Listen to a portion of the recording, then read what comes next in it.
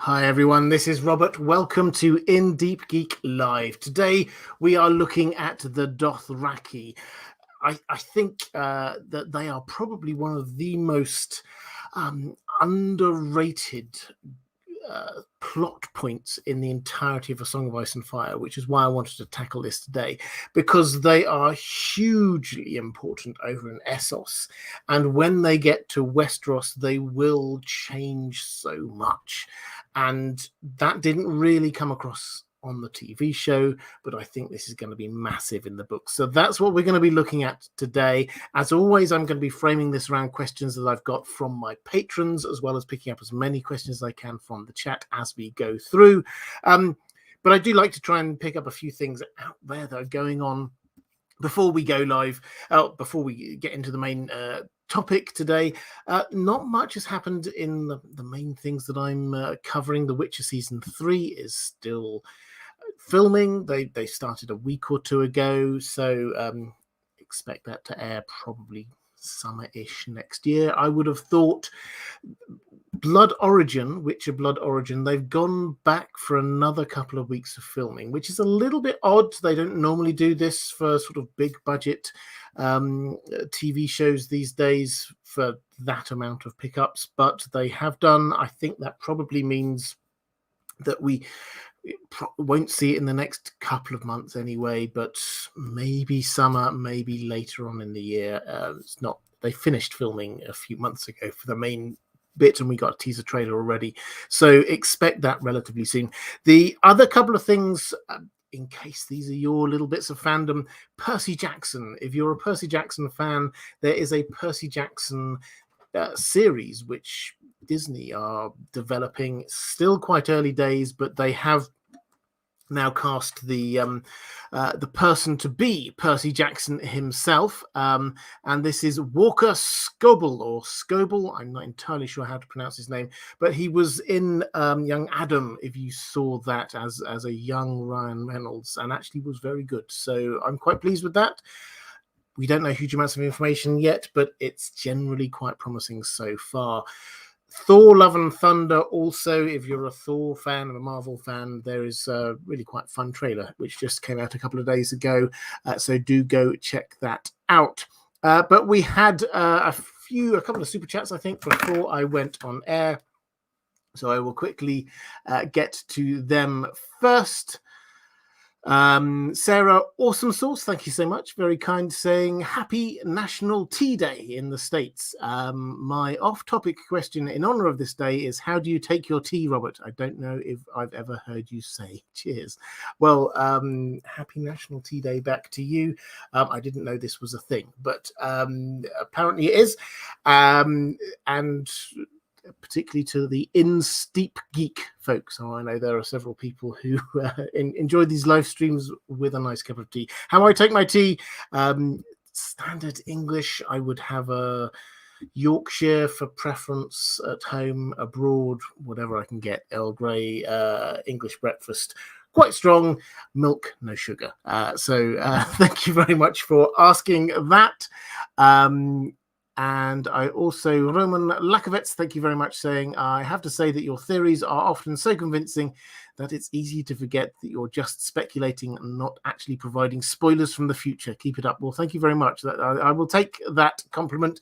It gives me a chance to air my usual, I don't know quite what it is, disclaimer. What I try to do is not so much theorize, as try to have a working hypothesis of where we're at. And I think the difference, it sounds like splitting hairs a little bit, but the difference I think is quite a significant one, which is that these are not what I present here. I mean, I will tell you if this is just me coming up with some random tinfoil, but generally speaking, what I'm trying to do is present to you what I think is the most likely thing that is going to happen next in the books.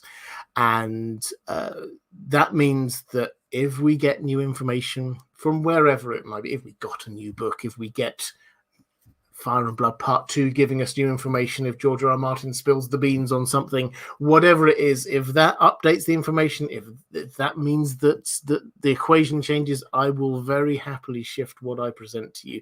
This isn't me dying in a ditch over particular theories. This is trying to work up, hopefully as a community, what is a good working hypothesis going forward. And hopefully, whenever we do get the Winds of Winter, that will allow us to update these huge amounts as we go through. And for those who watch George R. R. Martin's blog, he's starting to play with us quite a bit now. There's a TV show that he wished to promote called Dark Winds, and he just put his blog post title The Winds of June, and it was like, oh, George. Anyway, that's enough of that. Donald Peoples, thank you very much, saying, before we get on topic, we will get on topic soon. Have you seen Arcane on Netflix? If not, I'd recommend it above anything on TV. High praise. And I've had a lot of people recommend Arcane to me. So this is now on my list. It's rapidly getting up the top of my list. I've got quite a few things I'm working my way through. I'm the same with books and TV shows a lot of the time. I tend to watch about 4 or 5 things at the same time and slowly progress each of them, depending on my mood any given day. I'm still working my way through the Legend of Vox Machina, which is good and fun. I would recommend it if you're a D&D fan. I am slowly working my way through Castlevania, which is excellent. And I'm also slowly working my way through Peaky Blinders, which I've no idea how it took me so long to get to it, but it is so far absolutely wonderful. So that's where I'm at, and Arcane is definitely top of the list for after I finished all of those things. Okay, let's get to one question I had last week. What I always try to do if I have a mind blank, I always have a mind blank about something each week. It's a symptom of getting old, I think. But I always have a mind blank, and I always try and come back with a proper answer. If I can't give a full answer one time, that I can't think of something off the top of my head. I had a question last time from Magnus L, asking what happened to Olyvar. Now, Olyvar there are a few Olivars, but I think that this is talking about Olyvar Frey. And this is an interesting case because Olyvar Frey is a Frey. But he is one of the people who was a part of the deal that was struck when Robb needed to cross way back in book 1. Robb needed to cross the river, and then we get Catelyn goes in and deals with Walder Frey, and obviously we get the marriage pact was the main thing, but that wasn't the only thing. There were a lot of different elements to this. Big and Little Walder going up to Winterfell was one of them, for example. Another one was Olyvar Frey, who is just a random Frey cousin. He gets to be squire to Robb Stark. So as the army heads down south, he gets to be squire to Robb Stark. And then for the next couple of books, he becomes inseparable. He buys into the Starks. He buys into Robb. He becomes a really good friend of Robb Stark's. And then, obviously, Robb breaks the agreement, and he doesn't marry the Frey.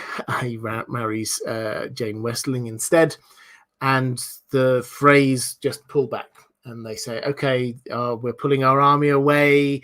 Olyvar has to get pulled back. He doesn't want to leave Robb. He really likes Robb, but he gets pulled back by House Frey. And we kind of expect to see him there when the Red Wedding finally happens. We kind of expect to see him there because that was where he was brought back to the twins, but he's not there. Someone, I can't remember who, asks, where is he? Why isn't he here? And gets told he's off on business, Frey business elsewhere. So he then disappears from the narrative. What happens to him? We don't know because there is no specific reference to him anywhere after that point. But there is this possibility that a curious figure down near King's Landing might be him. Now, this curious figure is the ward of Giles Rosby. Now, this is one of those things where I didn't come up with this. There are people who go through in huge amounts of detail and pull strings from different places and tie them together. The prevailing theory is that he, Olyvar Frey, then was put to be the ward of Giles Rosby. Why is this important? Giles Rosby, well, Rosby, first of all, is a town, a castle, just northeast of King's Landing. It's there over one of the important strategic roads leading. It comes from Maidenpool, Duskendale, down through Rosby to King's Landing. So its position is very important. Giles Rosby, the lord there, has no heirs. And he gets a ward. We don't ever get told the name of this ward. But it would make sense if it's a Frey, because his wife was, or Olyvar's mother was a Rosby, so it makes sense that he goes there. So if this is him, this is quite interesting, because there's a subplot that goes on with House Rosby, which is that Giles Rosby gets ill and eventually dies, and the ward basically takes over the castle. And lots of people wish to claim this because it's quite a prime piece of retail, very important strategic point. Lots of people wish to take this. And this ward basically turns them away. The Stokeworths try and take it. The ward says no. Cersei then says, okay, look, just say that Giles would. She tells the Grand Maester, says, look, just pretend, make it up that Giles Rosby wished to give this to the crown on his death, wished to give his castle to the crown. This is Cersei on a bit of a land grab, but it's not working because Rosby is now shut up. The gates are locked, and this ward seems to be in control. Who is it? Well, they certainly don't seem to like the Lannisters. They certainly seem to be wishing to keep power for themselves, whoever they are. It could well be Olyvar. If it is, then this means that this is another nail in the coffin for the strategic position of King's Landing, which is not only running out of money, but it's also running out of food. And if that strategically important route down Duskendale, Maidenpool, down through Rosby is shut off by Rosby, then this is only going to make the situation worse. So that's the prevailing theory. There's no evidence, as in there's no proof that this is what's going on, but it kind of makes sense, and I like the idea. Dorian Richards, thank you so much. Question saying, what do you think about whether the Dothraki could integrate into Westerosi society after the final events of the series? Reminds me of how the Fremen change in the later Dune books. Yes, well, the Fremen analogy is an interesting one. So in the later Dune books, yes, they do sort of come back into society in Dune. It's been a while since I've read them. I don't think that will hold for the Dothraki. The Fremen were basically they were disenfranchised people, whereas the Dothraki have always been this horse-based culture, this nomadic culture. So I think that they're slightly different. In terms of the question you're asking, what will at the end of all of this, what will happen to them? Let's assume they survive. We'll get into what might actually happen, whether they will survive or not in a bit. But let's assume they survive. Could they just take over, just settle in Westeros? I think not. And not without hugely changing the culture, personally. Their culture is based not on settling down, but on moving around the land. And it's not on making their own crops, growing their own crops, growing their own food. It's on taking other people's stuff. And that is not going to be a long-term sustainable model for the Seven Kingdoms, if any version of the Seven Kingdoms survives this. So I think not. I think that if they survive, they will be living in a state of constant warfare with everyone else. And I don't think that that will work. So if they survive, I think they will. And I think, but broadly speaking, that was happened at the end of the TV show, as they sort of basically got on boats and went back. And I think broadly speaking, that's where it would have to be in the books. Maybe some of them will survive. There are raiding parties all over the place within Westeros, always have been, but not in huge numbers, I don't think. The best way to think of them is like the Ironborn. We'll come back to this analogy many, many times, but they are like, if you imagine the Ironborn, rather than being sea-based and just raiding the coasts, but were based in the middle of the Riverlands or something, and just refused to plant their own crops and just went off and raided people all the time. Would that be sustainable? Not if you had a strong Seven Kingdoms. It definitely wouldn't. They would have to get rid of them. Question from Sarah Awesome Sauce. Thank you very much again. Oh, this is picking up something from Ashik Genano. We just have I just happened to catch the stream? That's brilliant. One question: what is the ghost grass that the Dothraki speak of? Yeah, so this is their end times prophecy, I suppose, legend. The idea is that you get ghost grass, which it doesn't sustain any life, and it just grows and takes over the world. So the entire Dothraki culture obviously is based on the grasslands, and if this ghost grass just takes over everywhere, there's no society for them. Life itself will die, and that is the end of the world as they know it. So that is what it is. We get sort of examples of what sounds like this way off to the east. Beyond Nhai, we get sort of examples of what this seems to be like. Is that intentional on George R. Martin's part? Probably. But it's best just to think of this as an end times prophecy that in their own understanding, the world will end. And how must the world end? Seafaring folk might talk of the seas bubbling and destroying everything.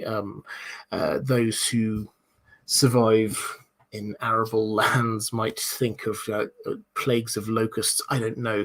The Dothraki culture thinks about the grasslands, and for them, ghost grass taking over everywhere, nothing can survive. That is the end.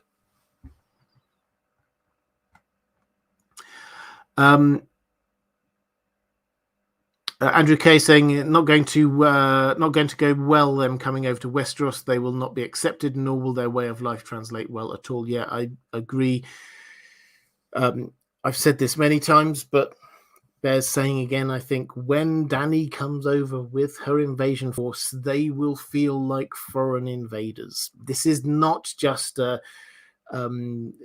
returning hero. Here's the Targaryens coming back. Yes, there's her, and there's some dragons, and there will be 2 or 3 people around her who are Westerosi, but it's going to be her who has never even set foot on mainland Westeros, plus the Dothraki, these horse lords from another land, plus the unsullied from another land, plus probably quite a few red priests, this religion from Essos, plus probably some sellsword companies from Essos. This is not going to feel like a homecoming. This is going to feel like an invasion to the people of Westeros.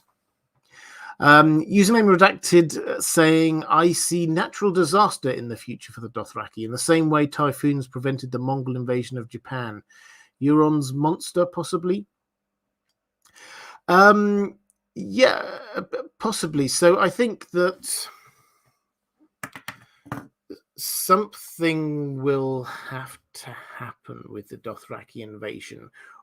Otherwise, they will just charge around all over the place attacking things, which they probably will do in the Riverlands, because let's face it, everyone else has done exactly the same.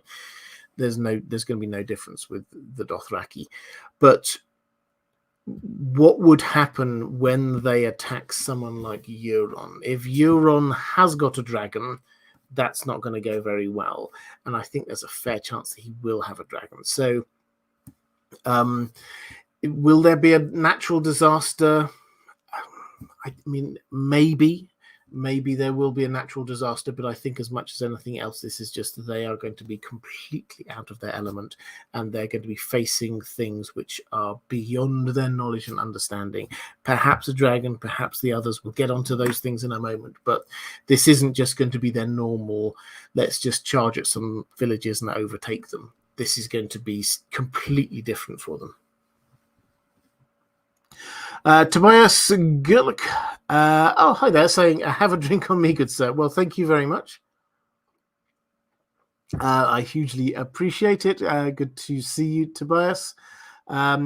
Question from Cloaked One. Thank you very much. I love it when people pick up questions for other people. This is for Shetland Apache. How old is the Dothraki civilization, and how many Dothraki are there? Well, how old it is, it's possibly the oldest. It's one of those things that goes right back into the mists of time. At least one maester, having studied them, comes to the conclusion that life probably started in and around the rivers that run through what is now the Dothraki Sea. And from that will have come the Dothraki civilization. It's not what it is now. It wasn't always that huge, but the predecessors of the Dothrakis have been there for millennia. So it is very, very old. The Dothraki themselves think that they are, this was the start of life. They've came out of this lake, the womb of the world. It's called the womb of the world because that's where people came out of, the lake, and that's what gave birth to humanity. So that's what they believe. It's possible, probable that the Bone Mountains, the other side of that, life came up there, maybe even earlier. The Yeti is a very, very ancient civilization, so it's entirely possible that things arrived there even earlier, but the Dothraki nation is incredibly old. As for how big they are, we don't have exact numbers, but the issue is that they are usually broken down into Khalasars rather than one whole nation. So when they're in Khalasars, as they are at the moment, broken down, they might be thousands strong in different Khalasars. The issue is, can anyone unite them? Khal Drogo united a lot, not all of them, but a lot, and so he had a massive Khalasar of 10,000. Don't quote me on that, but it was a lot. It was definitely thousands and thousands. What there might be, who knows? And an even bigger number. And if Dany can unite all of them, it's certainly big enough to be wiping out cities. This is the scale that we're talking about.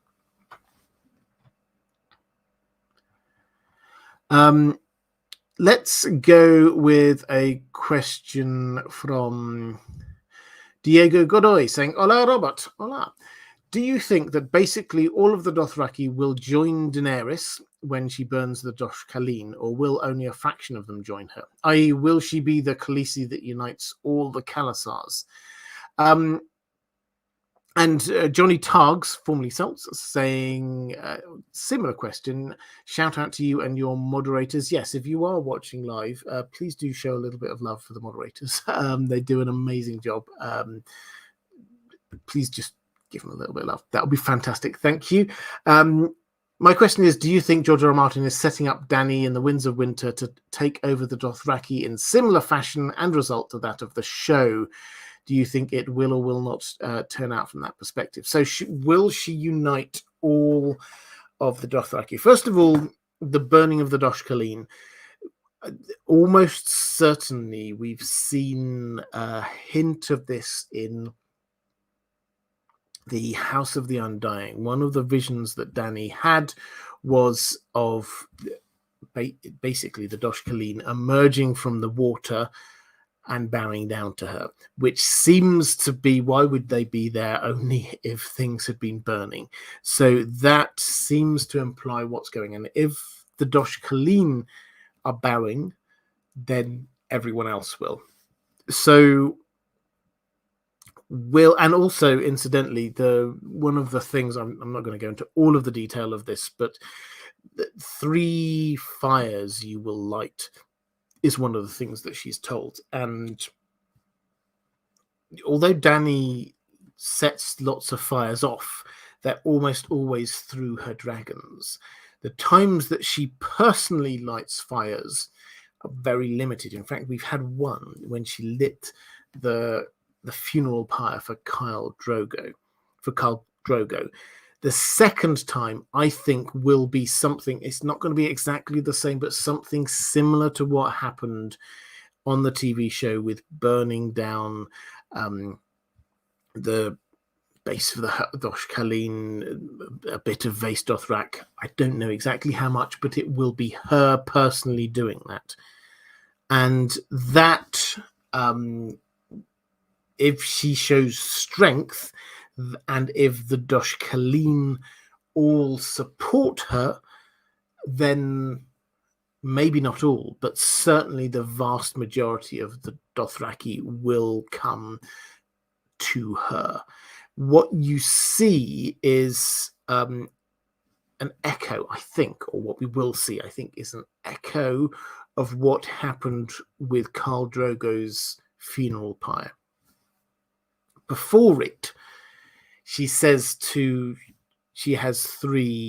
Dothraki there that she wishes to become her Bloodriders. Basically, they were Bloodriders who to Khal Drogo, and the idea is they're supposed to hang around long enough to escort her back to Vaes Dothrak to join the Dosh Khaleen. And she says, I want you to be my my Bloodriders now. And she offers them stuff, and all of them, they go, no, sorry, this isn't the way these things work. But the funeral pyre happens.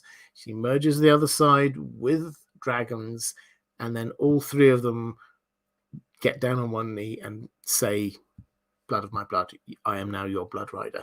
That is the echo of that, I think we are going to see later on in the Winds of Winter, is that she might wish to claim that she is the Khal to rule them all, but they're just going to laugh at her. They're not going to ignore her until the fire and until the show of strength with the dragon. She's got a dragon, let's not forget. Drogo is there again. Drogo, the echoes are there again. So I think once the fire happens, once she's shown her power, that's the point at which the Dothraki will come onto her side. Is it going to be the same as in the show? No, I'm sure it's going to be different, but the feel and the overall outcome is going to be very similar. She will end up having the vast majority of the Dothraki on her side. Couple of questions in the chat. Sebastian Holden saying, hi, Robert. Hi, chat. Just a very quick one. Question from Sydney Rose when talking about hi there, Sydney, saying, when talking about Dany's fall to madness, I think a lot of folks miss how much of an influence the Dothraki have had on her development as a conquering Khaleesi. Is she more dragon or Dothraki? She's more dragon. This is... you take her arc in book 1. In book 1, she starts off, she's very clear, she's Targaryen. Then she gets handed over to the Dothraki, and she adapts to their culture. And she grows to like and love their culture as she grows to like and love her husband, Khal Drogo. But even then, she keeps on saying, thinking to herself, I am the blood of the dragon. And she always comes back to this concept of being the heir to Aegon. She will conquer the Seven Kingdoms. That is what her self-identity is. So it's like she goes and she has to sort of adapt to a culture, and then eventually the other side of that, she emerges. She's the Dragon Queen. This happens a few times in Dany's story. It happens to a lesser extent in Karth. She's there. She gets caught up in what's going on. She adopts Karthine fashion. She takes advice from Karthine people. Lots of people are trying to get her on side there. But she ends that through her dragons, the burning down the House of the Undying. Then we get the biggest example of this is in Meereen. The entirety of her story in A Dance with Dragons, a lot of people, I think, struggle with it, but this is showing, and George R. R. Martin, this isn't just me making this up, this is something George R. R. Martin has specifically said that he was trying to do, or more precisely, there are a series of essays that someone wrote. The name escapes me, apologies, I will try and put it down in the description later, which was setting out what was happening to Dany in that bit of the story. And George R. R. Martin, very rarely for him, came out and specifically said, yes, someone gets it. Someone completely understands it. This is what I was doing in that bit of the story. So we have to pay attention to what that is. And what that is you get Dany trying to adapt, trying to compromise, trying to rule wisely and peacefully in Meereen. And every chapter you have of hers in that book, for the first half at least, is her compromising. She imprisons her own dragons. She makes deals and pacts with the local people. She allows the fighting pits to reopen. She allows some of the ruling classes to survive. She agrees to a marriage pact. All of these things, one after another, she just accepts because she wants peace. And this is very laudable. We have to say, yeah, good. I'm glad you've got this side of your character. She wants peace. She wants to rule wisely. She wants to settle down.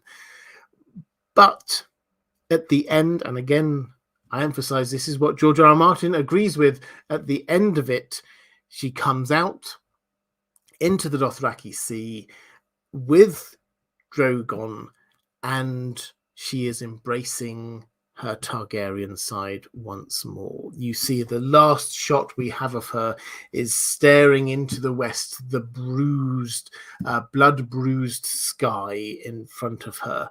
This is the imagery is very clear. This is her embracing her Targaryenness. Quaithe has been again and again and again. The dragons know who you are. Do you? Calling her back to this fire and blood. That is the story that we've got going on within A Dance with Dragons for Dany. Where is it going to go? To a darker place for her. Is that going to carry on forever? Well, that's another matter entirely, I suspect. But in the short term, she is about conquest. And when she thinks about the Dothraki and conquest, her mind will immediately go back to the fact that this was the original plan. This was what people thought would work for an invasion. Get the Dothraki, get them over to Westeros, and we'll come along with them. That was the original plan. That was what Viserys wanted. That was what Illyrio was suggesting. That was what Drogo was going to do. They were going to invade. When she thinks she can get the Dothraki on side, that's what she's thinking about. So is she more dragon or Dothraki? She's more dragon, I think, is the short answer on that one. But the other thing I would say in terms of fall to madness, I still don't like the madness. I know you didn't mean it in quite that pithily a way, but I don't think George R. R. Martin will show this as madness per se. People may well interpret it as madness, but this is just her being dragony, and dragons just do what dragons do, and Targaryens are, I think, part dragon. Ubermelon saying, hi, Robert. I've been marathoning your videos again recently. Well, good. Thank you very much. Excellent for the algorithm for me, that. Thank you. Love to you and the mods. Also, chat, take meds, drink water, and stretch. You are loved. Absolutely. If you're watching this in the chat, thank you very much. I hope you get involved in the chat. There's some fantastic people there. Cloaked One, picking up for Dimitrios Tsiganis. What is the structure of the Dothraki society? Is it caste-based? No, it's not. It's based on power and strength. That's basically what it is. Again, if you think about being the Ironborn, simply I use this because we know that's a good place to start. With the Dothraki, we know the braided hair, the bells in their hair. Each time they win a battle, new bells. When they lose a battle, they cut their hair, the braids. That is to show strength, so everyone can see how strong you are, how many battles you've won, how recently you lost a battle. We're told again and again, when Khal Drogo falls off his horse, that's it. Dany doesn't believe this. She thinks he's the Khal, he's the king in her mind. People will hang around, but they'll just wait to see he will come back. But for the Dothraki, when he fell off his horse, that was it. He's gone. If he can't ride his horse, how can he lead them? So it was then a matter of the strongest to take over. Some of the Bloodriders, some of the stronger members of the Khalasar just said, follow me. And if people followed, they became a Khal. So that was how the structure worked. It's not caste-based. The Dosh Khaleen are the closest thing you have to this. You could call them a religious caste, but it's not passed down generation to generation. These are the Khaleesi's who, after their Khal has died, they go off and join the Dosh Khaleen. So that's how society keeps itself going on the same level, because the people who are in power are inherited from the people in power before, and the Dosh Khaleen create a situation within Vaes Dothrak, which is the central hub of the civilization. And it is enforced not just by them, by their own authority, but by everybody else. Everyone buys into it. So not a caste system. This is purely based on strength. I think that's me caught up with the chat. So let's go to a question from the Children of Jack Acid. If a small band of Dothraki fought a small band of Jogos Nhai, who would win? And what if the entire Bone Mountains disappeared? Would the Jogos Nhai attempt to conquer the Dothraki, and would they succeed? So the Jogos Nhai, we don't see them in the books of A Song of Ice and Fire, but we read about them in the world of Ice and Fire. So these are the far side of the Bone Mountains, which basically, if you imagine Essos, massive mountain range from north to south, very, very hard to get across, cuts Essos into west and east. We know a lot about what's in west of Essos.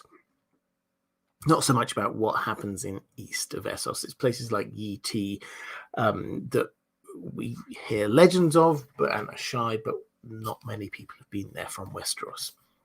The Jogos Nhai are very similar to the Dothraki, the way that they're described. They are also a nomadic culture. They're also horse-based, although Zorses basically zebras as far as we can tell. They have slightly different societal structures, but the idea seems the same. They band into small war bands, and then they will war against anyone. They are nomadic. They will move around. They will take what they want, and they are, it would appear, hugely successful at what they do. There are, similarly as with the Dothraki, where we hear about this city fell to them, that city fell to them, that civilization crumbled. We get the same with the Jogos Nhai. They seem to leave this wake of devastation behind them. So who would win out of them? Well, we haven't ever seen them come into conflict, so we don't know. The impression we get is that they're very similar. My take is they're probably relatively like for like on a one-for-one basis. The Jogos Nhai tend to fight, or other than one example that we're given, they tend to fight in smaller war bands, whereas the Dothraki, the Khalasars, can get massive, so it could get quite one-sided. But to balance that, the Jogos Nhai appear to work in a slightly cleverer way. The Dothraki just attack. That's all they do, and this is part of the threat that they have to the world, is that everyone knows exactly what it is that they're going to get from the Dothraki. If the Dothraki are coming at you, they'll just charge at you. They'll just keep on coming at you, and then keep on coming at you, and then keep on coming at you. And yes, they've got the advantages of speed and maneuverability with their horses, but basically this is a charge. The Jogos Nhai appear to fight a little bit cannier. We get stories of them poisoning wells. We get stories of them drawing opponents out, drawing them into sort of positions where they can be ambushed. They appear not just to be this kind of macho, let's charge at the bad guys, but trying to win through whatever means necessary. So I think I would go with the Jogos Nhai in the long run, but it's a pretty close run thing, and I think they're probably quite similar, as I say, fighter for fighter. Christian from 444 saying, "Hi Robert, I wonder how the Dothraki will travel from Essos to Westeros, as the Dothraki distrust seawater and they never crossed the narrow sea before. Is this that simple, that Dany will become their leader and command them to go by ship, or maybe it's more complicated, like most of them will stay in Essos and only a small group will cross the sea, or they will wait for a really harsh winter when ice will cover the sea with thick ice and use it as a land bridge?" Yeah, it's a really interesting question. So I'd not thought before about the idea that they might, the sea might freeze over. I think it's possible, but I don't think winter will have come that far south by that point. So I like the idea, but I don't think that that's going to be where we're at. For an entire sea to freeze over, it takes a lot more than just a slow-running river or something like that. But I wouldn't rule it out, but I don't think it's likely. The way that I think it's going to work in the first instance is that I don't think that Dany is going to bring them on the TV show. She seemed to have brought them back to Marine, and then they got on boats and did this massive voyage all the way over. I don't think that's going to be what's going to happen. I think she's going to head back to Marine, but I think she will tell the Dothraki, just go west. There are various little bits of foreshadowing about this, but heading west, and then they will maybe take Pentos, and then that leaves them at pretty much the shortest bit across the narrow sea, and they can go across that way. Will they go across? Well, maybe some will want to stay behind, but this is such a culture based on strong leadership that I think they probably will. It's worth noting Khal Drogo he wasn't going to. Initially, he, having married Dany, Viserys was there saying, right, great, now let's invade. And Khal Drogo's like, just give it some time. And they went all the way up to face Dothraki. And all that way, Khal Drogo was like, no, I'm not doing it. At some point, yes, because I said I would. At some point I will, but I'm not about to right now. So it was a kind of a matter of manana. But he then changed his mind when he kills Viserys, and Dany is there, and she's pregnant with his child, and we get these great prophecies about the child. He changes his mind and he says, right, that's it, I'm done, we're going now. And they head off back in order to do this. That's where they're going. The decision is made. Now, they don't get very far because he dies, but they were going to do it. So, and we didn't get anything from any of these, the other Dothraki saying, oh, you know what? I don't like the sea that much. We hear that they don't like the sea. We know that they hate it. But because Khal Drogo was such a strong leader, they were just going to go and do it anyway. So that is the feeling I think we're going to have with Dany, is she is going to be such a strong leader for them. They will do as she says. Now, will they like it? No. Will they be happy? No. Will some of them probably panic in the sea? Yes. But I think they will get across. And I think they will get across by charging all the way over to Pentos, and then they will get ferried across the shortest possible route. Shetland Apache, it seems like the Dothraki should have a huge supply line issue since they are moving in massive hordes. Where do they get their food from? Okay, good question. I do have another question on this. Let's see whether I can try and find it.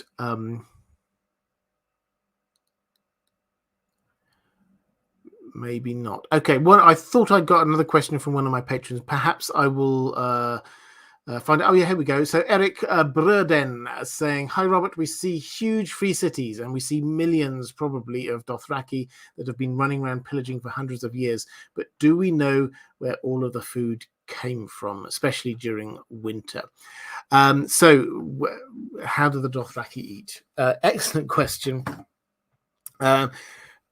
We're not told huge amounts. This does feel like one of those what's the economy of the Dothraki videos that I do love doing.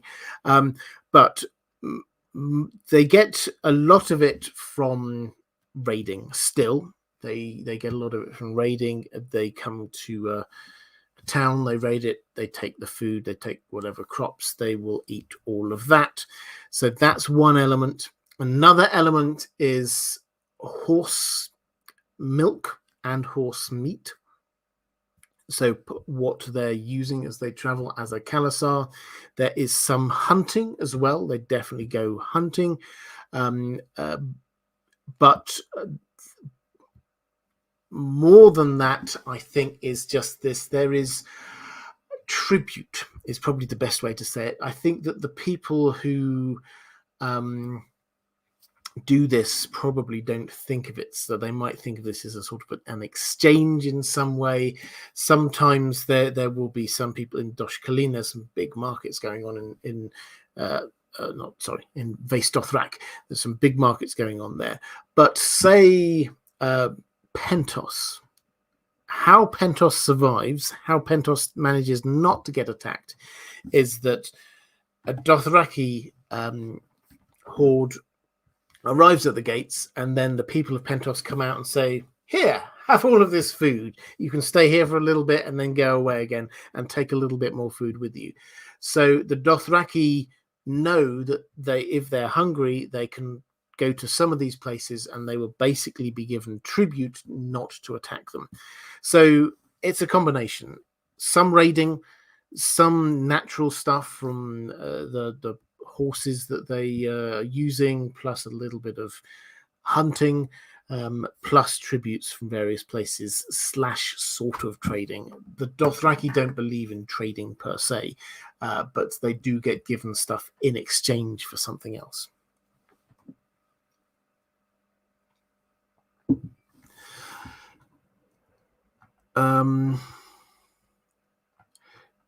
Question from Mara Lee. Hi there, Mara. Great to see you. I've got some questions from you a little bit later.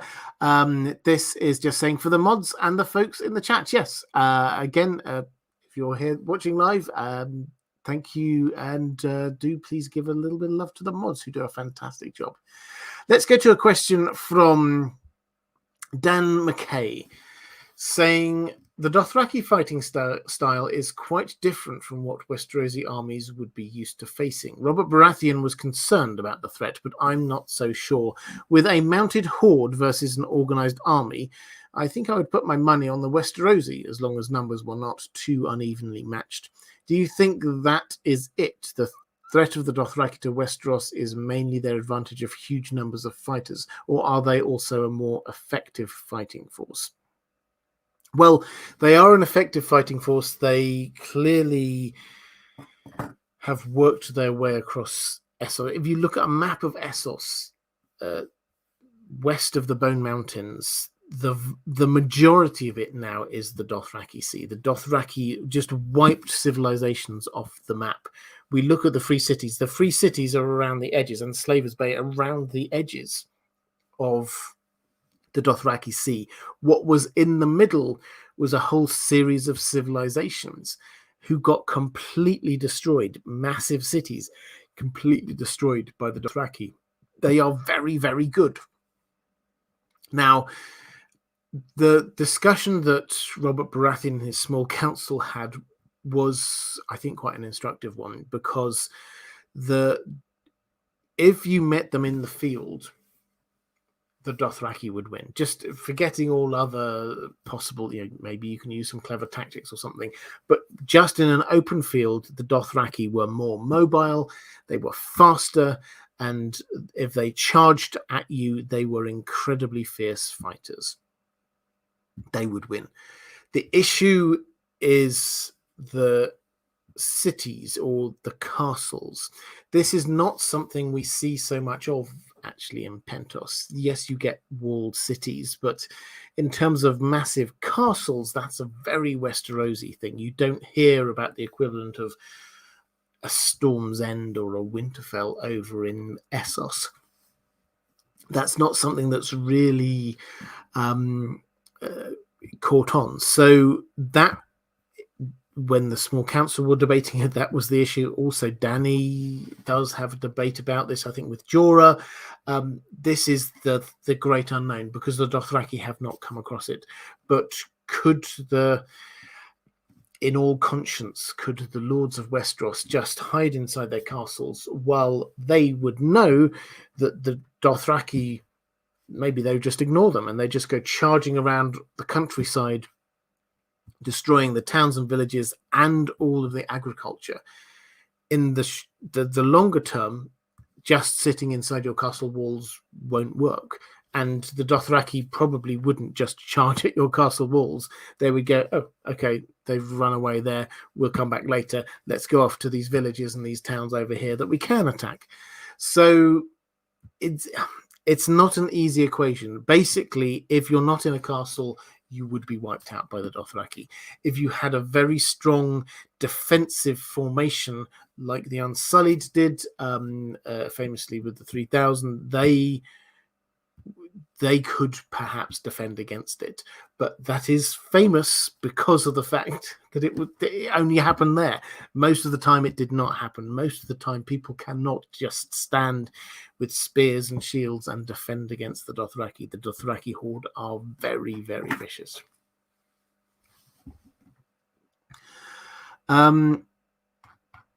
That's Sydney Rose saying, not the agriculture. Yes, absolutely. So they will definitely go for the agriculture, and that's a bad thing. Question from Mara Lee. Oh, I said I would get it. I don't know if you're still there, Mara. I said I would get to it. You did a super chat before we went on air saying just a show of love and support and gratefulness for all the fabulous content and stories on both your channels. Thank you, Robert, for all you do. Thank you for all you do, Mara. I know that you're a huge support, not just to me, but also to huge amounts of other creators out there as well. So thank you. I hugely appreciate it. Could you remind us again of the importance of the Dosh Khaleen's role within the Dothraki social hierarchy? Yes, absolutely. So the Dosh Khaleen are the closest to a spiritual or religious hub and have authority in the one place that all of the Dothraki have to go at some point and do come back to many, many times. So when a Khalasar is out doing its thing, then they follow the Khal. But when they come into Vaes Dothrak, then that is the Dosh Khaleen who are in charge. So it's an odd kind of situation that when it's almost like two civilizations. One is the Dothraki out in the Dothraki Sea, raiding, charging everywhere, taking over towns and villages. That's one part of it. But then when they get to Vaes Dothrak, you're not allowed to draw weapons. You have to be bringing gifts and offerings to the Dosh Khaleen. What they say goes. There are some very clear rules, and everyone is deferential towards them. So it feels quite different. The interesting thing that we haven't seen much of yet, but the interesting thing is the extent to which what the Dosh Khaleen say and do and try to influence plays out beyond that. Khal Drogo didn't. Yes, he loved the stallion that mounts the world prophecy about his unborn son, but we didn't see how this impacted on anything. Nowhere have we seen outside of Vaes Dothrak people saying, the Dosh Khaleen said we should do this. So it's not clear the extent to which the Dosh Khaleen's power influence extends beyond the borders of Vaes Dothrak, but there it is indisputable, which is why it's important that in Dany's vision, it is Dosh Khaleen who are bowing, because that means everybody else will. Okay, let's go to a question from Lawnduck20 saying, hello, Robert. My question is on Dany's Bloodriders, Ago, Rakaro, and Jogo. What do you see happening with them in Winds? Jogo is the one I'm most worried about since he's still a captive of the Yunkish. So, well, to pick up on Jogo first, yes, he's a captive there of the Yunkish who are basically besieging Meereen, and there's a battle going on. Is he going to survive? I mean, probably is my answer to that one. I don't think there's a plot imperative for him one way or the other. So this really is a matter of where George R. R. Martin feels like going. But it would be a good way for somebody to show that they've come over, to prove that they've come over to Dany's side, to the Meereenese side, if they rescue those prisoners, because there were 7 of them that initially got sent out there. If they get rescued and brought back to Meereen, that would show a huge amount of, I'm now on your side.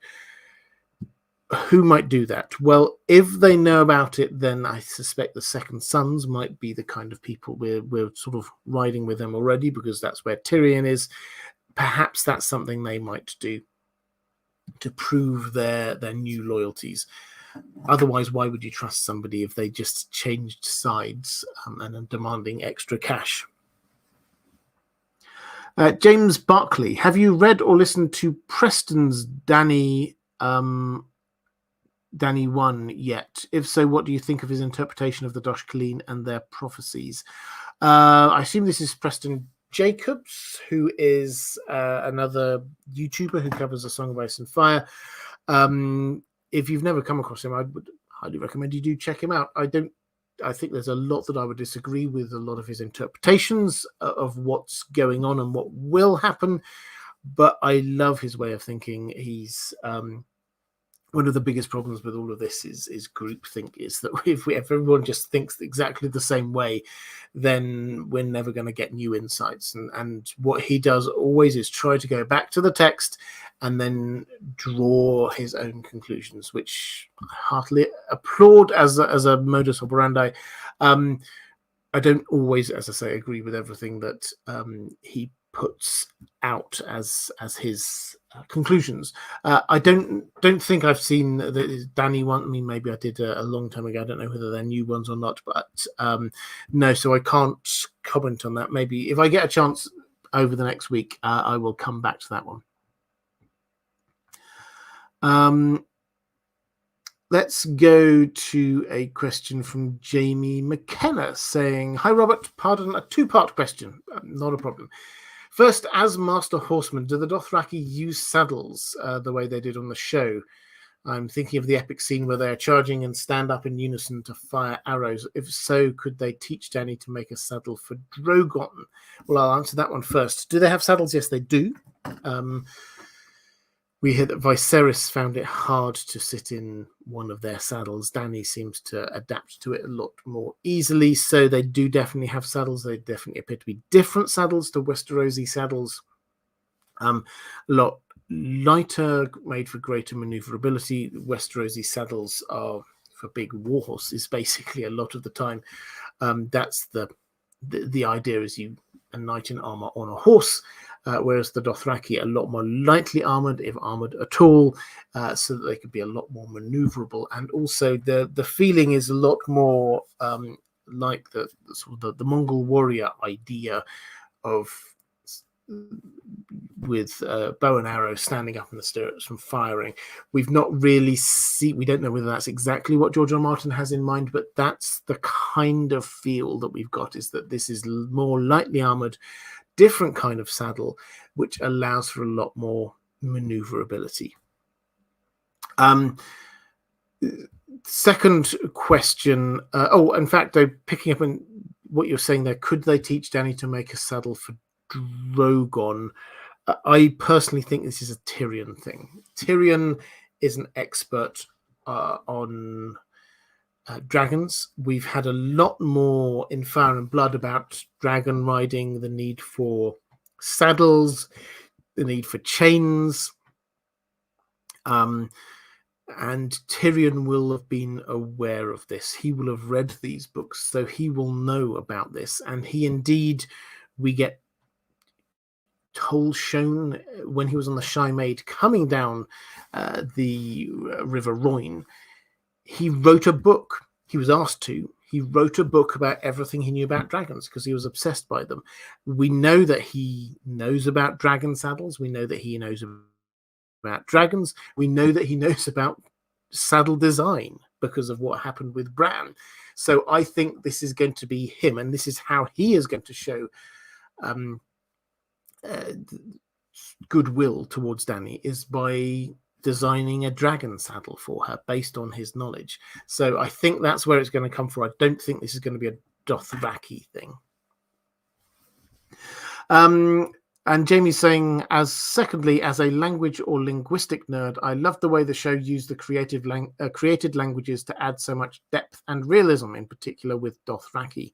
Jason Momoa's lines were delivered almost entirely in Dothraki, which was brilliant. Do you think we will get anything other than the common tongue in House of the Dragon, i.e., will they speak Valyrian? Well, I think probably the sad news for you is almost certainly the vast majority, if not all of it, will be in common tongue.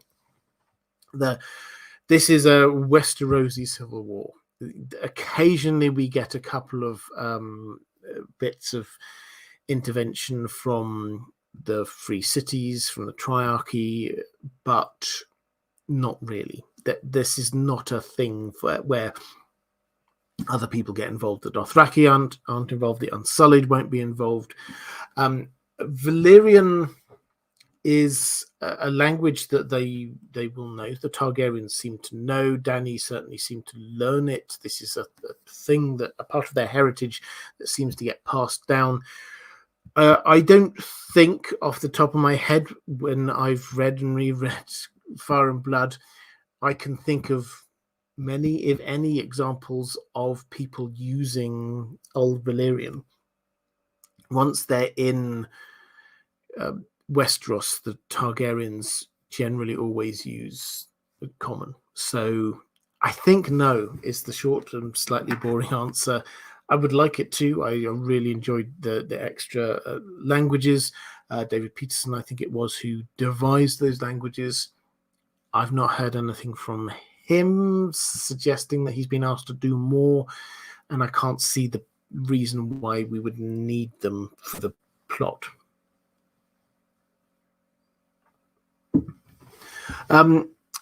Mara Lee saying, at the end of A Dance with Dragons, Carl Jacko and his Khalasar find Dany with Drogon by her side. What do you think will be her fate? Will it be similar to what happened on the show? Yes, I do. I had a couple of super chats which covered a bit of this already, but broadly speaking, I think that she will return to Vaes Dothrak. I think that works really well as a plot device. She doesn't have control over Drogon at the moment. So although he is with her, whether they will be able to sort of take her away and he won't care, that's not 100% clear. So maybe it'll be slightly different. Maybe there will be a confrontation straight away and she will show her power, or Drogon will show her power, and then she will head back not as a slave, but having gained a small Khalasar of her own. That might be a way it goes. But in any event, I think she goes back to Vaes Dothrak. And I think when she gets to Vaes Dothrak, she will gain control of the Dothraki nation, broadly speaking, as a whole. There is one other thing, which when I was on my reread or re-listen to book one, I think it's worth just drawing out, because when all of Khal Drogo's Khalasar abandon him, some of the Bloodriders become Khals themselves and head off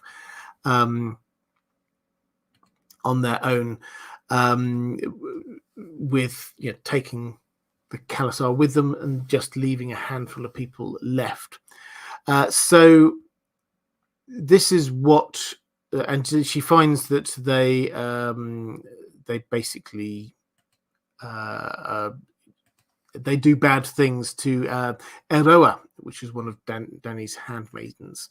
And this is what we read. If I look back, I am lost, she thinks. It was a cruel fate, Dany said, yet not so cruel as Mago's will be. I promise you that, by the old gods and the new, by the lamb god and the horse god and every god that lives, I swear it by the mother of mountains and the womb of the world. Before I am done with them, Mago and Kojako will plead for the mercy they showed Eroa. The Dothraki exchanged uncertain glances. Khaleesi, the handmaid Iri explained as if to a child. Jacko is a Khal now, with 20,000 riders at his back. She lifted her head. And I am Daenerys Stormborn, Daenerys of House Targaryen, of the blood of Aegon the Conqueror and Maegor the Cruel, and old Valyria before them. I am the dragon's daughter, and I swear to you, these men will die screaming. So this is strong. This is really strong language from her. She's clearly grieving.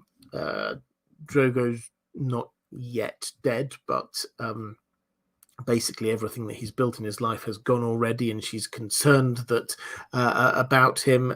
He is dying, but she is calling vengeance on those two former Bloodriders who became Khals and did horrendous stuff to her handmaid and took away the Khal Drogo's Khalasar.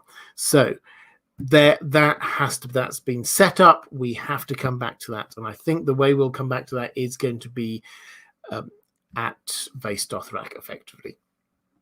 So I think we will see her getting vengeance. This isn't just something where she goes in and thinks, you know what? Oh, maybe I could take over all of these Dothraki. I think she's going to go there. I think that she will get the vengeance that she has always wanted to get on those people. And that's the point at which they bow down to her. And that's the point at which she goes, yes, this is what I need. This is what I want. Absolutely, you're now mine. So that, I think, is more the kind of iteration of events. So similar to what happened on the show, but not exactly the same.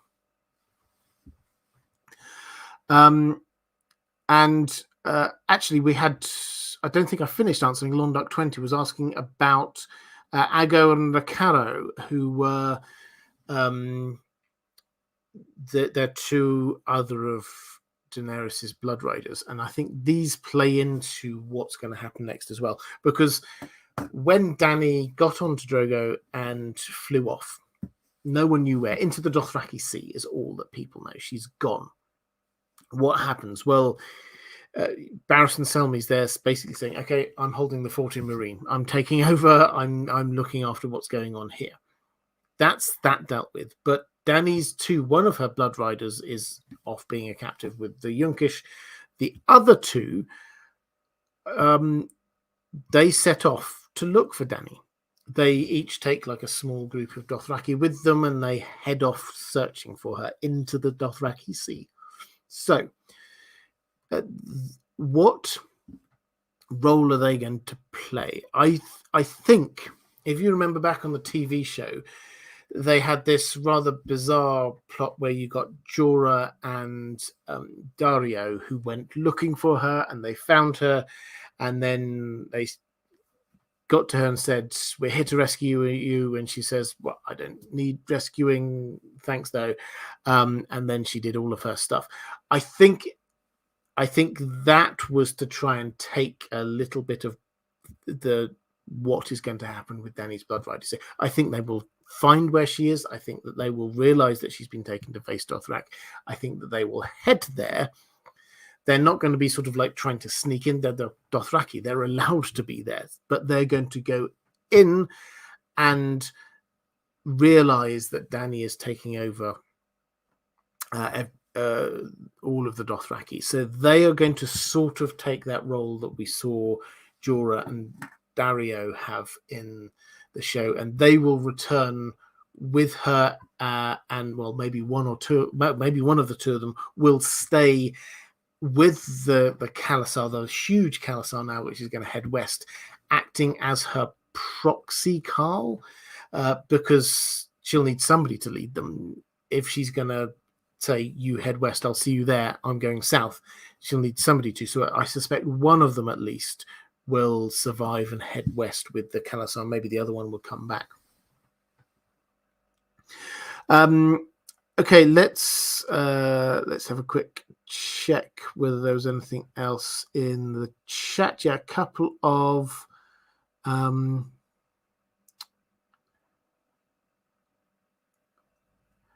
Sasuke saying there's now High Valyrian on Duolingo, so they don't need to hire the expert anymore. Well, I did not know that.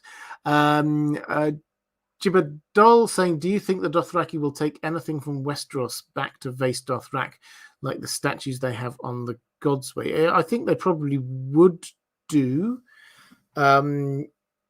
This will be at the very, very end of the whole story. I guess it's a matter of where they might conquer. This is a good thing for the chat. What is there in the Riverlands that they might, which is probably where they're going to be sort of invading first, certainly, what is it that they might take? And I mean, maybe even if Dany does take King's Landing, might they take something from the Great Sept? Who knows? I do like the idea that they might take something back, because this is a part of their culture for those who missed it. When they invade, take over, destroy a town, a city, a civilization. They take the gods that they find and they carry it back to the Vaes Dothrak, and the road that leads into Vaes Dothrak is lined. It's called the God's Way, the Way of the Gods, something like that, and it's lined with these statues of dead gods, effectively, that they have destroyed the civilization, and then they put the god there.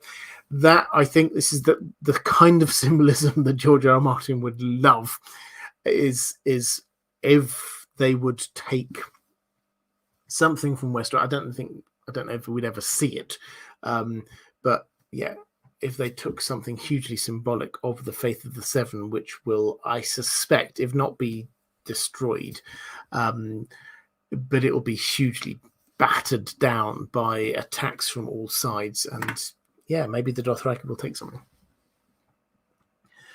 Cast Ballerina saying, aren't Bloodriders supposed to kill themselves? Yes, they are. So when a Bloodrider to a Khal, so when a Khal dies, the idea of the Bloodriders is that they would avenge the Khal.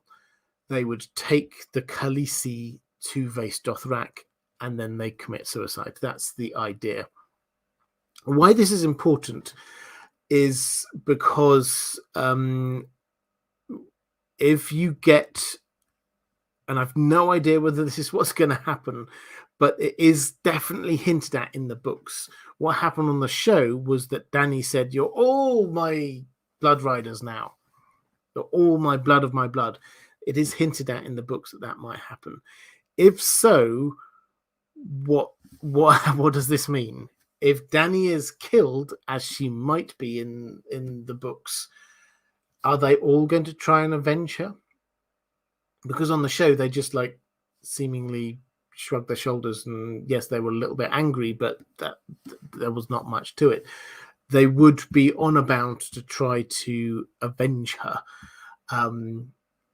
which would be quite interesting. If Jon does kill Dany, they wouldn't just sort of stand aside. They would be actively trying to kill him, rather than just saying, "Yeah, okay, let's have a nice trial." Mike 3667 didn't see a question. Yeah, please do. If you put it in, here we go. Saying, forgot to include a message. Just wanted to let you know I love your work. You seem to be one of the kindest people around. Well, that's very, very kind of you to say. Thank you very much indeed. And I think that's me caught up in the chat. Let's go back to some questions from my patrons. Jenny Smith saying, hello, I am a new patron. Love the channel. So thank you. And gives me an opportunity to say, patrons, thank you. I always say this. I always mean it. If you would like to support this channel, the very best way to do it is via Patreon. There will be a link appearing down below later if you're watching live, wherever the chat is on your screen. I'm sure one of the moderators will put a link up there, but basically patreon.com/InDeepGeek. That's the best way to support this channel. But also I try to give a few little benefits for my patrons as well. All patrons get priority questions for live streams, get access to audio from the videos I make, as well as a few other benefits along the way. So do keep an eye out for that. And patrons, thank you. Sonata Systems saying, what did you think of the Netflix series The Last Kingdom? Well, I liked it. I've only watched a couple of seasons of it. I haven't finished watching. That's another one on my sort of long list of things. I hear it just gets better though. So yeah, it's based on, there is a clear link across here to George R. R. Martin. It has to be said. George R. R. Martin, one of the writers, he's got a handful of writers that he loves. One of the writers, the living writers that he always bigs up is Bernard Cornwell, who is the writer of the Last Kingdom series. Also sharp if you're a fan of classic Sean Bean, excellent TV show. But the books were also really good. So The Last Kingdom is based, it's almost like if you go to Vikings, that series from a little bit ago, it jump forward a few years, it operates almost as a sequel series to that. They're different in feel and style, but historically that's what they are. I did like it. From what I've seen, I enjoyed it. I do need to get back to it. I've got too many things I need to watch, too little time. I'm sure I'm not alone in that, but yeah, it's good. From what I've seen, I would recommend it, and other people that I trust also recommend it. So yeah, do go and check that one out. Sasuke saying, I watched one season of Sharp just to see full blonde Sean Bean, and it was great. Yeah, it's a lot of fun. Basically, Sean Bean, when he was younger, in the Napoleonic Wars. What's not to like? So yeah, do check that out as well if you're a fan of that kind of thing. But Jenny Smith, let's return to this question. My question is based on how we've seen the Dothraki react negatively in the past to Magi's magic. Do you think they are going to be open-minded to other magic they might see in the future, such as Jon coming back to life, whites, sacrifices, etc.? I don't mean they don't come across as the most open-minded people, it has to be said. But I think in the short term, they're not going to come into contact with huge amounts of this. If it happens as I think it will, which is that Dany just says, you go west, I'm going south, they're not going to come into Marwyn the Mage or the Red Priests. They're just going to charge, do what they normally do. And in the Winds of Winter, they probably won't we probably won't come into contact with them again after the initial lots of contact until the very end of the book, if then. So I don't think we're going to see that. In terms of whites and sort of magic and things like that, they won't respond well, I don't think, but I think they will go with their leader. And if Dany is there saying, okay, go and attack these people, they will go and attack those people. She, I think, broadly speaking, will stay on a not of the side of the bringing people back from the dead. The Red Priests will be with her, and I think that definitely will be in the wider kind of sphere of what's going on there. Jon is obviously going to come in there, but I don't think Jon's going to be advertising the fact that he was once dead and then has come back. So I don't think this is going to be summary to this is I don't think this is going to be a huge issue. I think it will remain there. I think it will be an issue, but I don't think it's going to be massive enough to shift any of the plot.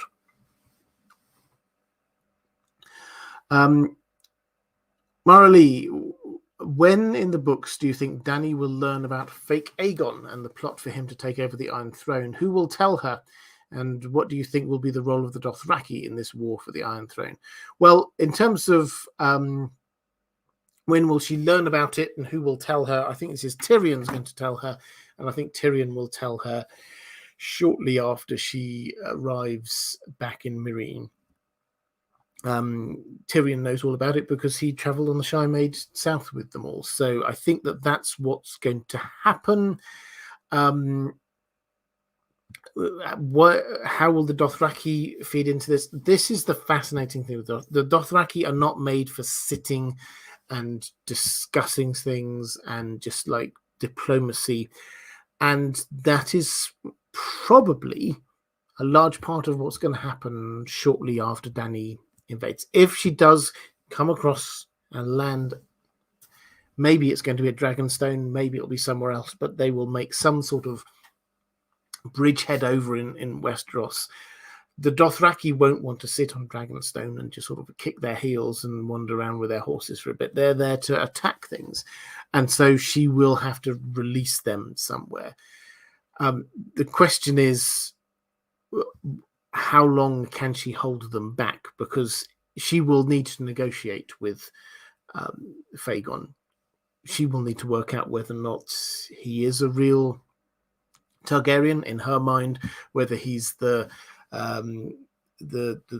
person who she thinks he is, her nephew, or he claims he is even.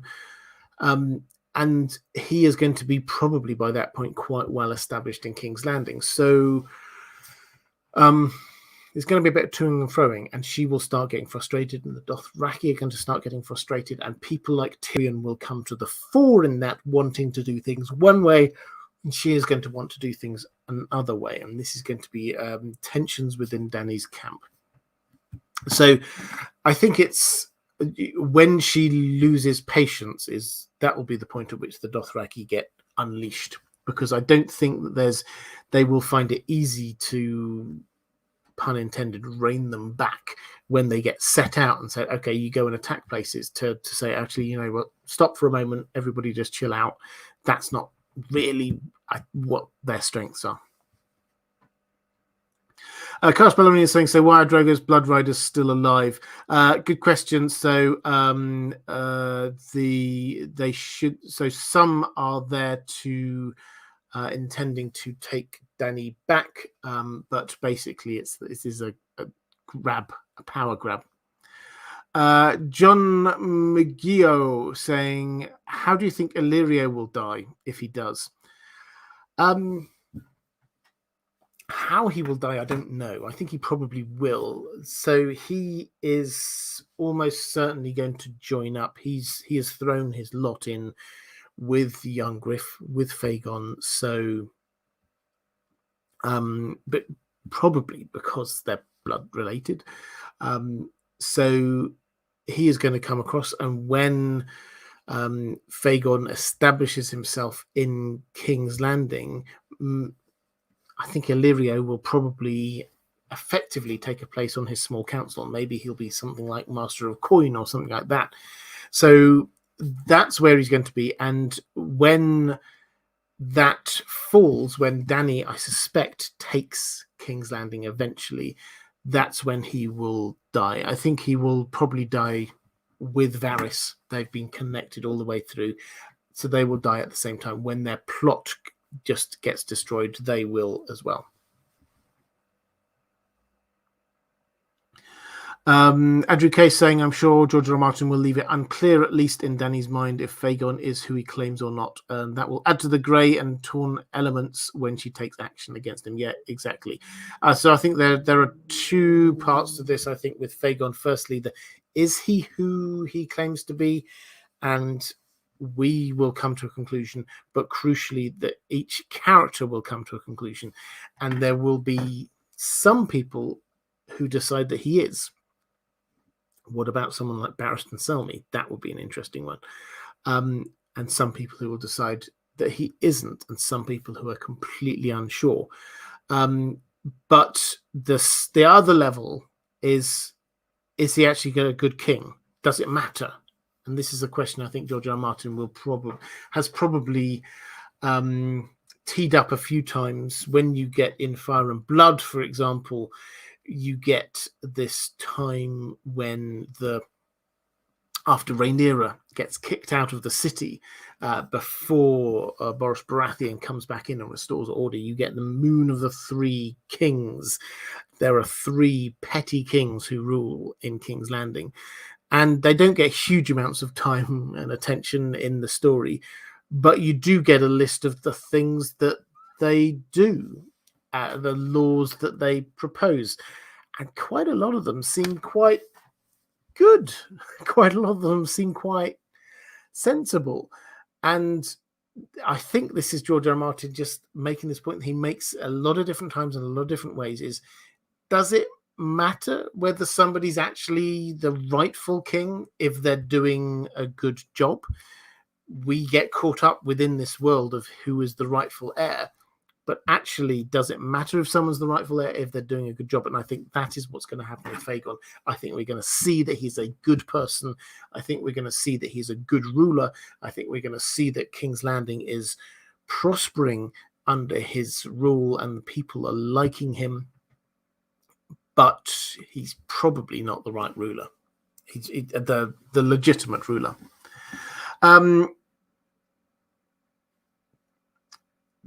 Catherine Furseth saying, I'm curious as to Dany's thoughts on the Dothraki. She is sold to one of their cults. The culture seems cruel and violent to her, but somehow she finds herself and her identity through her life with them. She is too smart to expect the people of Westeros to unanimously hail her coming, but how does she herself justify using and taking the Dothraki to Westeros, a place in a culture where they will never fit in? Does she expect the Dothraki to change their culture completely once in Westeros?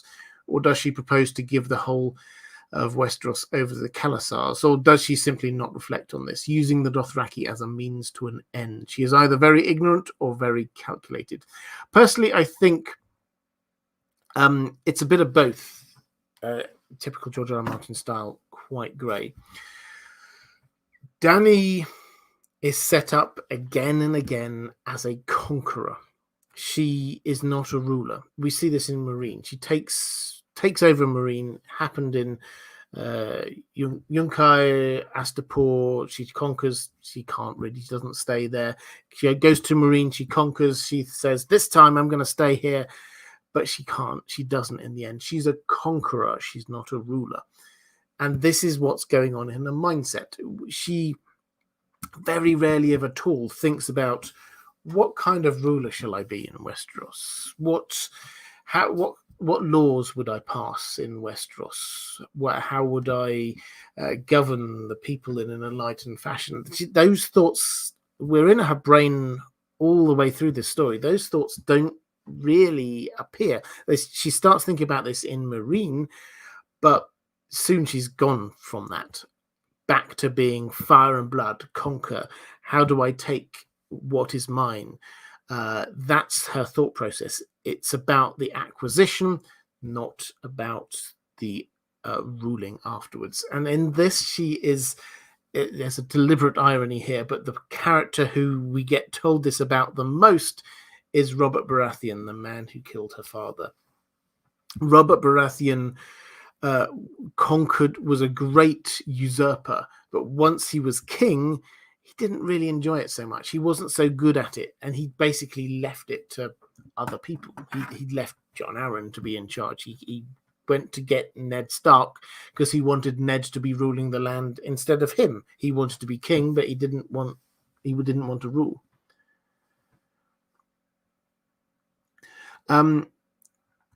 Marley saying, on the show, the Dothraki played an important, although completely ineffectual role in trying to destroy the others.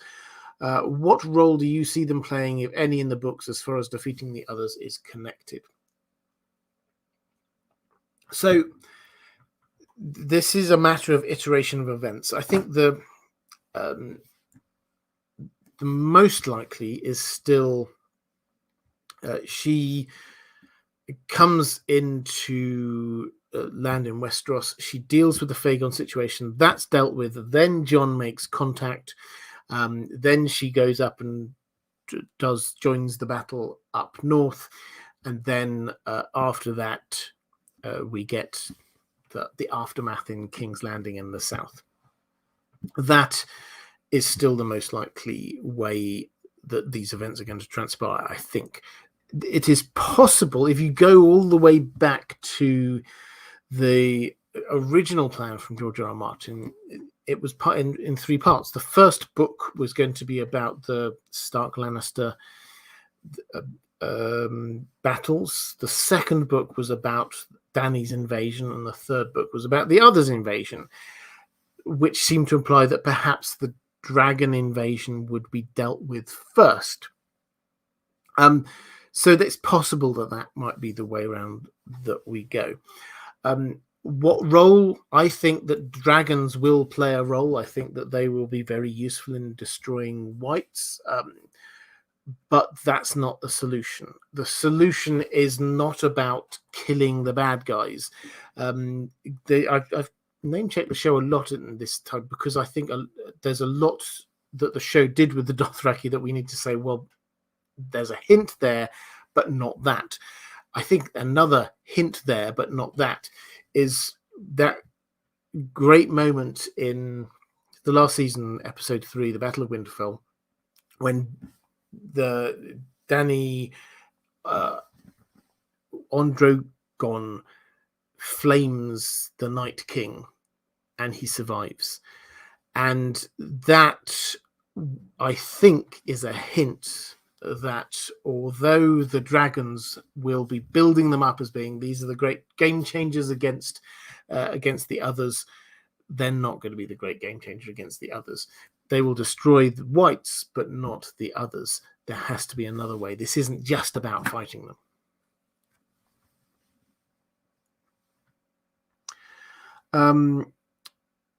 Question from Dan McKay saying, Illyria says that the Dothraki are not fond of towns. Do you think that will make them all the easier for Daenerys to use as destroyers of cities in Westeros? Yes, but then I think that the main point is that we will see somewhere, we will definitely see them do their thing, because otherwise, they're a bit of a waste. Somewhere we will see them lay waste to a city. Where's that going to be? I'm not 100% sure, to be honest, but the Dothraki are there as a force wiping through cities, and that is what we should expect to see them do in Westeros. Actually, I'm charging through. I'm making quick progress today. So this is what I've got my last question for my Patron. So now is a good time to drop some questions in the chat. I will try and pick up as many of them as I can. Cash saying, hey Robert, big fan of your content and glad to finally join your Patreon. Welcome. I just missed out on the live stream last week, so had a slightly off-topic question for you. I loved your video about the various kinds of Blackstone in A Song of Ice and Fire. Even prior to the conquest, Harrenhal is described to have massive walls of Blackstone higher than any ladder. Do you think this is the generic castle building basalt, or possibly something more exotic that Harren the Black imported at great expense? Okay, so let's talk about Blackstone for a bit. If you want the detailed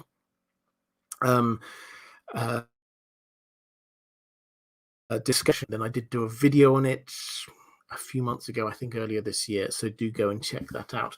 But broadly speaking, Blackstone appears across Westeros and Essos, and some of it is very mysterious. But it's clear that the first part of Blackstone, the first type of Blackstone, is just Blackstone. This is basalt or something along those lines. There are several places that we hear about having black stone walls, and we don't hear anything special about them. We don't hear anything particularly interesting. We don't think there's nothing particularly magical about them. They're just black stone. There are 2 or possibly 3 other types of Blackstone. Fused Blackstone, of which there are 2 types. The older type we see in places like the base of the High Tower and the 5 Forts. This is fused Blackstone, not particularly ornamented, used for big defensive structures. Then later we have another type of fused Blackstone that seems to be a lot more intricate, is used by the Valyrians. It's used to create Dragonstone with all of the dragon architecture that's there. The Black Walls of Volantis, which have got lots of sort of pictures and things on them, lots of stuff like that. So fused Blackstone in 2 broad types. And then the final type is oily Blackstone, which is specifically found in only 4 places. For example, Ashai is one of those places. Oily Blackstone. Now, which does seem to be slightly more sinister and magical than the others, it has to be said. So what about Harrenhal? Well, we do have a couple of chapters more from Arya's perspective at Harrenhal, and we don't get either of those 2 words which are used to describe the other types of Blackstone. We don't hear fused, we don't hear oily, which brings me to the conclusion that this is just basalt. There's nothing special about this at all. We get told that Balerions' flames melted stone. We're not told melted the oily stone or melted the fused stone. It's just normal stone. So I don't think it's anything special. It could be that it's not to be ruled out, but we haven't had any hints that it might be. Carlos Ballerina saying, shouldn't the Dothraki hate Dany for breaking their most sacred laws, refusing to become Dosh Khaleen, harming the Dosh Khaleen, and bringing violence to Vaes Dothrak? Yes, absolutely. But there is an element of...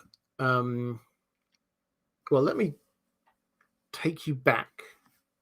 Book 1 again, when we see the Dosh Khaleen, and they're there for the prophecy about Dany's unborn child, the stallion that mounts the world. This is not just a cool sounding prophecy. This is not just some good words trying to butter up the biggest and most impressive Carl of the day. This is something that the Dosh Khaleen find scary. They find terrifying. When you read about it,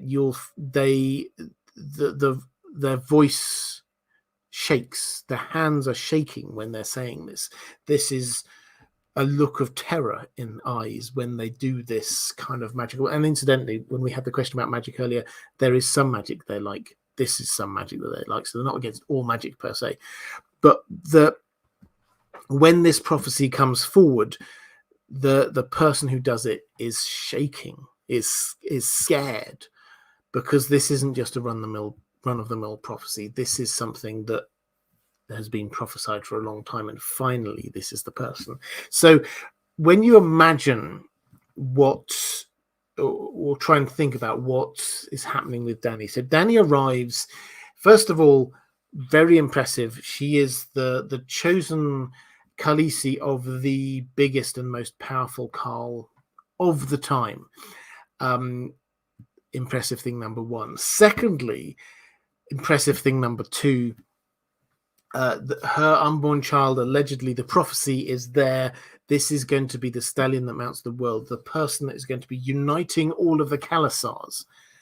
Then something goes wrong, because Dany's child is stillborn, and the Dosh Khaleen will go, well, we're pretty sure about that, but we don't know. So in the back of their minds, they will be thinking there's some unresolved business here, because that was a prophecy that didn't quite seem to work out. What's going on here? Then we find that the rumors will have come back to Vaes Dothrak, that first of all, she did not do what she was supposed to do. She did not go to join the Dosh Khaleen.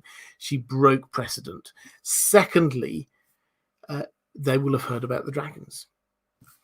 So when she arrives back with this massive dragon who is named after Khal Drogo, this is not a normal thing for them. This is not just, well, here's another slave.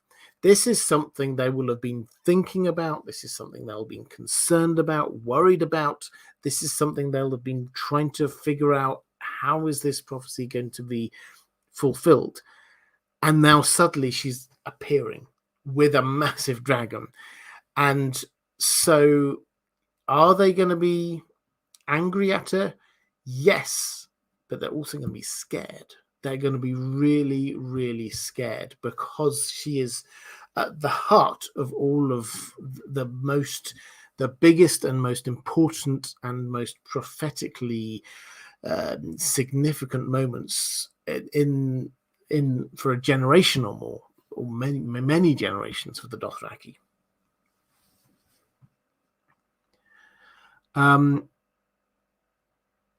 David Dinmo saying, will the Dothraki rampage throughout Westeros, or will they integrate into society? Will Dany be able to control them? I'm also really enjoying the well-told tale. Well, thank you very much. The well-told tale, for those who don't know, that's my second channel. I audio narrate trying not to cough while I audio narrate the best science fiction and fantasy stories ever. I just love sharing fantastic classic stories. If you're at all interested in that, please do go and check that out. We've got a really fun story at the moment going through Alice Through the Looking Glass, which is the sequel to Alice in Wonderland. But as well as things like that, we've got Call of Cthulhu, War of the Worlds. We've got some Arthur C. Clarke, Isaac Asimov. We've got some Conan. Lots of amazing, just like the absolutely foundational fantasy and science fiction stories. So if you're interested in that, do go and check out The Well Told Tale. Also available as a podcast. But so thank you for that. Your first question, I think I've already covered about whether they're rampage through or integrate into society. I don't think that they will be able to integrate into society. Victoria Gill saying Genghis Khan or Genghis Khan's spread, destroying much of culture and learned history. What will Westeros lose and culturally alter as a result of the Dothraki invasion? So I do wonder whether one of the themes that let's take a step back again. One of the themes that George R. R. Martin definitely is playing with, I think I said this last week, but I think it's really important to understand how his writing style is working for him, is he is trying to show the difference between lived experience and recorded experience, the lives that we lead and the way that people put those lives down and maybe put a bit of a spin on them. And he's trying to show the difference between the two, and to a certain degree show how the way that historians, the way that everybody writes stuff down, cannot necessarily be trusted to the same extent as lived experience. He shows this through the way that the Maesters record history. We see it in Fire and Blood. Compare and contrast that to the lived experience people we see through the other, through A Song of Ice and Fire, through Dunk and Egg. So that's the big picture. Coming down to the smaller picture, what does this mean within the story of A Song of Ice and Fire? We have these two nexuses there within the story. We've got the hub of lived experiences. It's the Weirwood Network. When people die and they get taken into when the children of the forest get taken into the Weirwood Network, their memories, their experiences are there. Bran, when he's going back in time, seeing things, he's not just reading a book about what happened in the past at Winterfell. He's experiencing it. He's seeing it. That is the lived experience. The Weirwood Network is the embodiment of this lived experience. The embodiment of the written experience, the recorded experience, the biased histories, that is the Citadel and the Maesters. So where are we going to end up? I did ages ago, I remember doing theorizing way back during season 8, I think, of Game of Thrones. I think I had Smokescreen on discussing the idea of maybe the Weirwood Network itself having to burn. We've already talked about Old Town previously. Is Euron going to burn them? What if the Dothraki, as you've talked here about the sort of the Genghis Khan idea of them destroying a lot of knowledge, maybe they could go as far as Old Town. Maybe that's where they head off. Maybe that's what Dany is going to send them to go and do after Euron has left, and they're just trying to pick themselves back up again. What if they then get hit by the Dothraki?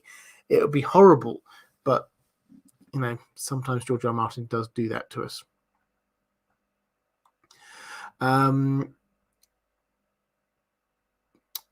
Curse Ballerina, any thoughts on Dothraki legends or myths like the moon egg giving birth to dragons? Are they the only civilization that believes in a hell in the Song of Ice and Fire? So the myths are very much based on their ideas, their civilization. So I would give them the same level of importance that I would give to the ancient myths from other civilizations. There was probably some truth in a lot of these kinds of things, but not literal truth. And George R. Martin says again and again and again, the legends we shouldn't take as literally true. In terms of the moon egg thing, certainly, at the very least, I think that we can take this as a magic comes from above. And that is, it's common across a lot of science, or a lot of fantasy fiction, this idea of magic coming from above. And George R. R. Martin has definitely been using it here. We get red comets in book 1. This was like a herald of prophecy. Also, we get meteorites landing and famous swords being forged from them, magical swords being forged from them. So magic comes from above is at the very least, we get, that's the kind of the theme that we get from those. As for whether there are any other civilizations that believe in hell, I think I would have to double check that. Maybe I'll come back to that one next week. Thank you. Question from Jake Culp saying, do we know the Dothraki word for dragon? Is there a possibility the stallion that mounts the world could refer to a dragon? Well, this is really interesting. So George R. Martin does love linguistic turns.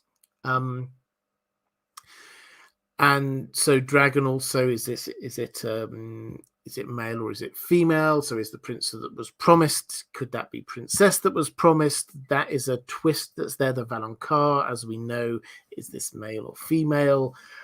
So he does like this kind of twist.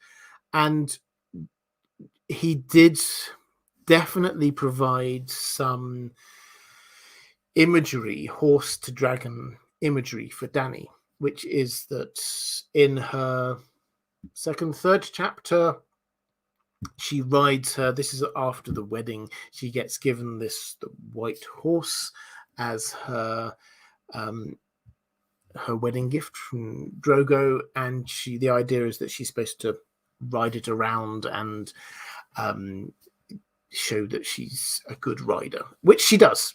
But there's one moment where she rides it and there's people all around the outside and she has to jump over a fire and she feels as if it's got wings, and then there's fire, and the imagery is very, very, very dragony. And so immediately we're being presented with this dragon imagery, which obviously fits with Daenerys, but then link across from the Dothraki, that is what the Dothraki, they ride horses, but she will ride a dragon. Is there a kind of a map across there? Yeah, it's possible. Might the stallion, might they interpret it? This is certainly the kind of thing that even if it's not a misinterpretation, maybe it could be reinterpreted to mean that. Certainly the way that Dany views what happened when the dragons were hatched was that they were her children. She's not going to be a mother of Rhaego or normal babies. She's going to be the mother of dragons. So if the other way of perhaps twisting this is that if the prophecy is not just about specifically Rhaego, but about the child that Dany will have, then that thematically at least is Drogon, who, yes, the stallion that mounts the world. Curse Ballerina, thank you so much. Picking up for John McGeough. Do you think that Miri Maz-Dur is a corruption of the word maester? And if so, what could that mean, and how many dragons will make it to the end? Well, is Miri Maz-Dur a corruption of the word maester? I don't think so, but I think that there's a linguistic similarity there that I think George R. R. Martin may or may not have been playing with. We know that she trained in Ashai. She also trained with Marwyn the Mage, who obviously is a maester himself, so she knows what it is. what that is. So there is a link across from her to maesters, but I don't think it's a corruption that she is a maester. How many dragons will make it to the end? I mean, we can't be sure. My view is that the threat from the dragons will have to end, and that could happen in one of two ways: either all the dragons are destroyed, or all the dragons have gone away, some of which may have been destroyed. So, I like the idea that Viserion and Rhaegal will both die, because I like the idea that this is going to be. I talked about this a few times. This is tinfoil, but it's backed up by a lot of good imagery in Fire and Blood that we can go into at some other point, I'm sure. The idea of a dragon fight above the God's Eye, with Euron on one dragon and Jon on another dragon, and basically both dragons dying. I like that idea of that's how two dragons die. That leaves just the one dragon. The big question for me is, and I think Dany will die. If Drogon survives, what will Drogon do? Now, what do we see dragons do in Fire and Blood when their owner dies? Well, they kind of mope around for a bit, and they sort of, like, some of them do go home. So the idea that something again similar to what happened on the TV show will happen, I kind of buy. I think it works. The idea that maybe the Drogon will just fly off back to Essos, sort of back home to where they were born. That kind of works for me. Would they take Dany's body? I don't know, and I don't think it really matters that much. So how many dragons will survive? 0 or 1 is my sort of view.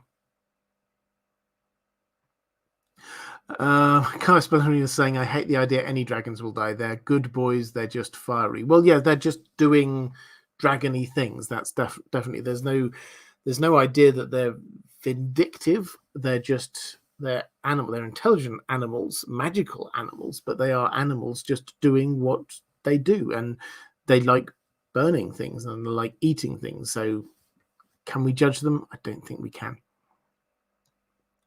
Kelly Johnson saying, is Dothraki God capturing the supreme humiliation? Yeah, I guess so. I mean, I don't think they're then intending to humiliate the societies, because I think they've destroyed them, and I think that's it. I think at that point it's not, I'm now humiliating. It's not that they then set up a little plaque underneath each of these to say this one we got from here and we laughed at them. It's just, this is the trophy. They're gone now. They forget what it is. It's dead. What I think I don't know whether it's their ultimate humiliation, but the thing that they clearly do a lot is when they destroy a city, they rename it. They rename the ruins, and they rename the ruins something bad, like City of Worms, or a City of Dust, something just to show what they have done. And that, I think, if it's the greatest humiliation, I think it's the greatest show of who they are, is that they do that and then they forget about it. They just move on. It's not important to them anymore. They don't go back. They don't tell stories about this great civilization that they've just done it. They've collected the thing. They've got the trophy. It's down there. Done. We don't need to think about them anymore. It's not them who recorded the history of all of these dead civilizations. It's the maesters and other people who did. So, yeah, it's callous, but it's also just their way of living. Okay, and I think with that, I'm going to draw this one to a close, as I've got quite a busy weekend of some rather fun things coming up that I'll probably be able to tell you about at some point. I think actually, I've got one more question just as I started trying to. It always happens. Thank you very much, Kai Spellerina. Picking up for Andrew K. Given the huge amount of similarities, could the Dothraki and Jogos Nhai share a common ancestor? Perhaps their look and customs diverged over time, being separated by the bones. Yeah, I think that's absolutely possible. Maybe nearly even likely. I think that it's we can't know. Is that George R. R. Martin deliberately, first of all, the further back in time, and secondly, the further east in geography we go, the more vague he gets, and the less it matters to the core plot. Could they have? Definitely, because they're very similar. But also there is a similarity across with the Ironborn. I don't think there's a link there in any way, but I think that he will want us to be aware of that. But can we ever know? I don't think we will ever know. Certainly neither of their histories will tell us. And from George R. R. Martin's perspective, I think that's probably where we're at. Anyway, so next week I will be back with a Lord of the Rings Q&A. I think I was going to do it as a what to expect from the Rings of Power. I think I might push that one back a month, and I might just pick a topic instead. If there's a burning topic you want to know about Lord of the Rings, let me know in the comments below. I'm open. I will decide in a couple of days what it's going to be, and then I shall put it up there. And I will try my very best to have another new guest on for that one, for the Lord of the Rings. What I try to do there is introduce, because I know a lot of the people who watch these come across from the world of Game of Thrones, A Song of Ice and Fire, and don't know all of the amazing content creators we've got over in the Tolkien Lord of the Rings world. So I'm trying my best to introduce people to new, interesting content creators. So I think that's it for this week. Thank you so much for fantastic questions as always. Thank you, moderators. If you are watching this back a little bit later, appearing somewhere here-ish, there will be a link to other live streams that I've been doing. Appearing somewhere here-ish, there will be a link to my Patreon, which is the best way to support this channel if you wish to do so. That's all for this time. Take care, everyone. Have a fantastic week, and I shall see you again next time.